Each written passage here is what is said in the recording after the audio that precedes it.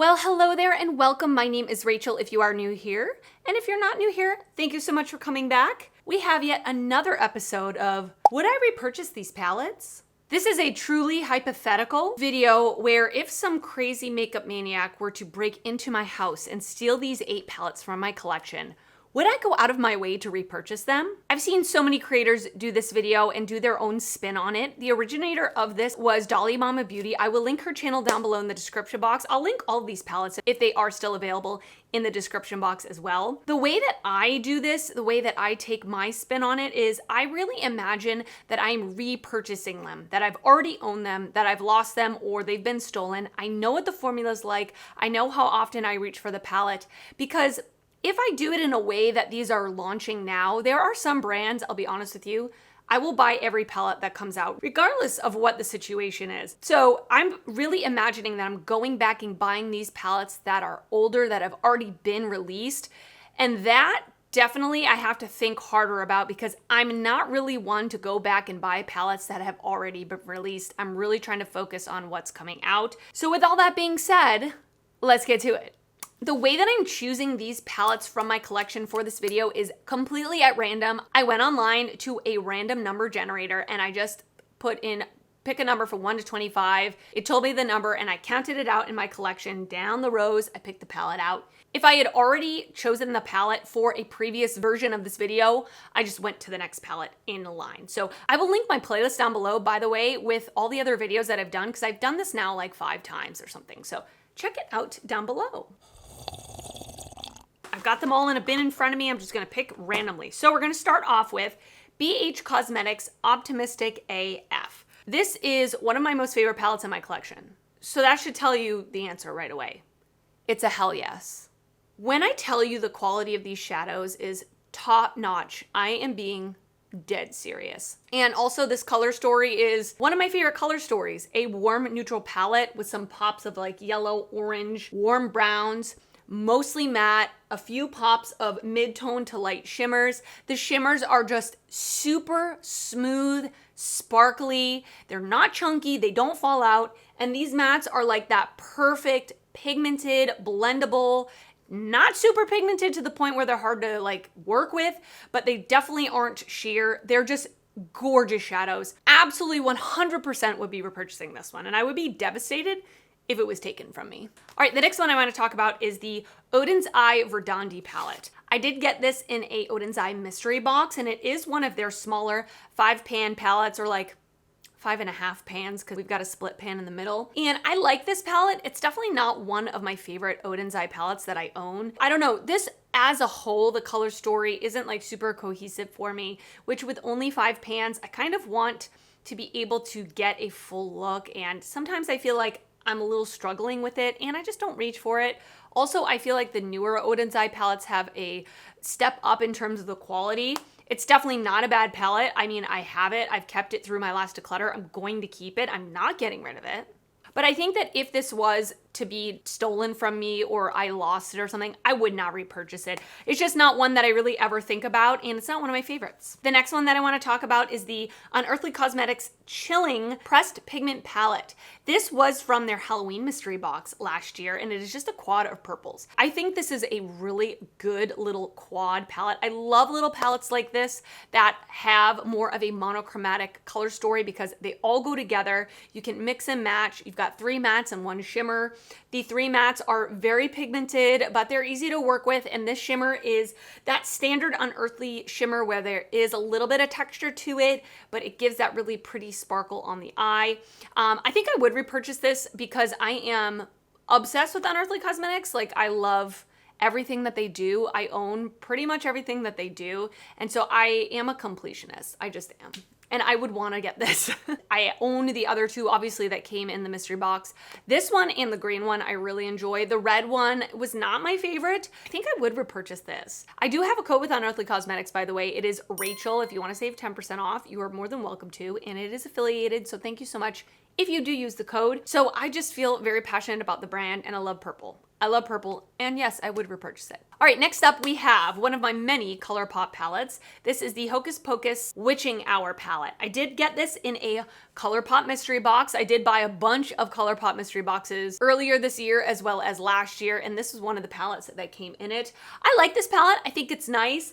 I especially like the neutral tones and all of the mattes. These two shimmers here, I felt that they were a little bit lackluster. They weren't ultra shiny. They really didn't have much oomph to them, if I'm gonna be honest with you. And with them being colorful metallics, I would prefer them to have a little something special. Like if I'm gonna reach for these, I want them to look like eye-catching. You know what I mean? And they just don't. They just don't do it for me. But the neutrals over here are wonderful. The mattes are good. It's not one of my most favorite ColourPop palettes, but it's not terrible either. So with that being said, I would not repurchase it. It's not something that like I feel like I really need in my collection. It's not something that I think about very often. So I'm gonna say no on this one. All right, next up we have the Hip Dot and Korn Follow the Leader palette. So this one came out earlier this year. I am a huge Korn fan. I really am. It's very nostalgic to me, especially this album, and I enjoy this color story a lot. This is, again, warm neutrals,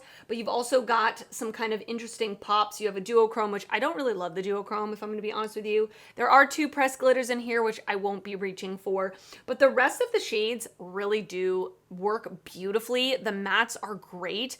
I didn't have super high expectations for this palette because it's Hip Dot, and people talk a lot of crap about Hip Dot, and I do have one palette from them, but I'm gonna be honest with you, I've never used it because I'm a psycho. It was the My Chemical Romance collection. I bought the whole like PR box, and I've never used it because, anyway, that's not what this is about.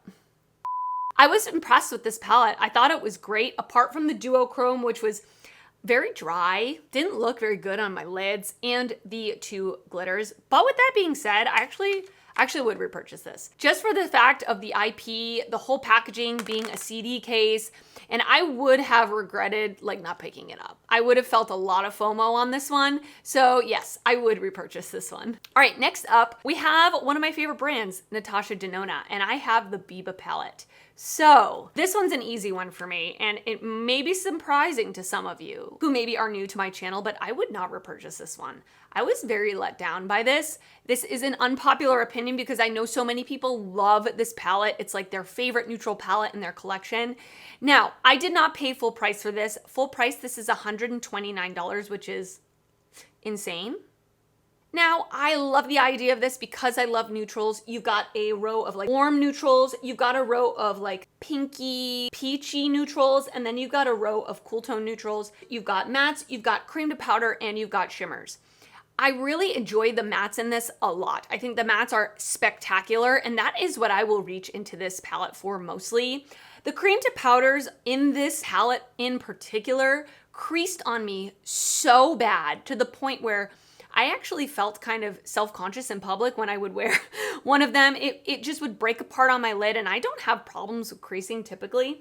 And then the shimmers in this are not ultra shiny. They're not special. They are a little bit thicker of a formula. They kind of sit heavy on my lids without giving shine. So the cream to powders and the shimmers in this are not my favorite. The mattes are spectacular.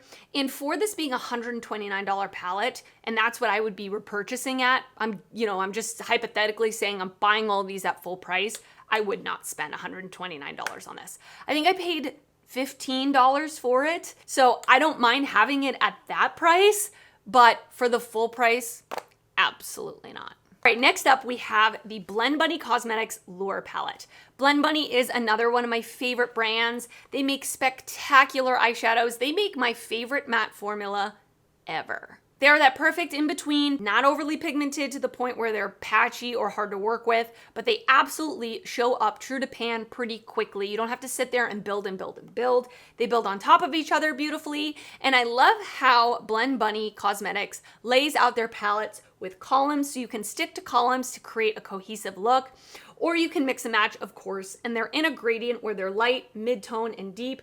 And this palette I really, really love. Now, color story-wise, it's not my favorite, but I love the purples, I love the greens, I love that there's this more like neutral column over here, and there is a multi-chrome pearl in this, which is absolutely beautiful. It's probably my favorite shimmer shade that Blend Bunny has ever done up to this point. So I absolutely would be repurchasing this. Because I love the brand so much, I want every single palette that they have. I actually own every palette that they have. So if this were to go missing, the completionist in me would want to buy it. But apart from that, I just love the quality of the shadows. And if I ever do want to reach for these shades, this is a palette I would go to. And then last but not least, we have the Natasha Denona Mini Bronze Palette. I love the Natasha Denona Minis. If you have been here before, you know that. They are some of my favorite palettes that Natasha does because I love to mix and match. When I travel, I pack like 2 or 3. They're great to mix with each other, but they also all typically have a cohesive color story within the 5 shades that you can create a full look with.